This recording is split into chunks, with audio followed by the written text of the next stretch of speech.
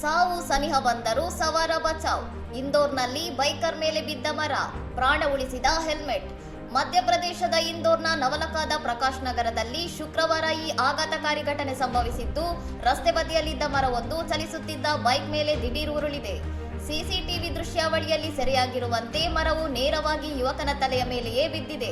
ಆದರೆ ಆತ ಹೆಲ್ಮೆಟ್ ಧರಿಸಿದ್ದರಿಂದ ಯಾವುದೇ ಗಂಭೀರ ಗಾಯಗಳಿಲ್ಲದೆ ಪಾರಾಗಿದ್ದಾನೆ. ಸವಾರನ ತಲೆಗೆ ಮರ ಬಲವಾಗಿ ಬಡಿದರೂ ಹೆಲ್ಮೆಟ್ ಕವಚದಂತೆ ರಕ್ಷಣೆ ನೀಡಿದೆ. ಒಂದು ವೇಳೆ ಹೆಲ್ಮೆಟ್ ಇಲ್ಲದಿದ್ದರೆ ಈ ಅಪಘಾತ ಪ್ರಾಣಾಪಾಯಕ್ಕೆ ಕಾರಣವಾಗುತ್ತಿತ್ತು.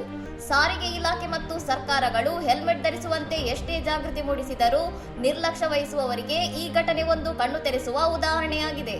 ದಂಡದಿಂದ ತಪ್ಪಿಸಿಕೊಳ್ಳಲು ಮಾತ್ರವಲ್ಲದೆ ಇಂತಹ ಅನಿರೀಕ್ಷಿತ ಅಪಾಯಗಳಿಂದ ಜೀವ ಉಳಿಸಿಕೊಳ್ಳಲು ಸುರಕ್ಷತಾ ಸಾಧನಗಳು ಎಷ್ಟು ಮುಖ್ಯ ಎಂಬುದನ್ನು ಈ ವೈರಲ್ ವಿಡಿಯೋ ಸಾಬೀತುಪಡಿಸಿದೆ.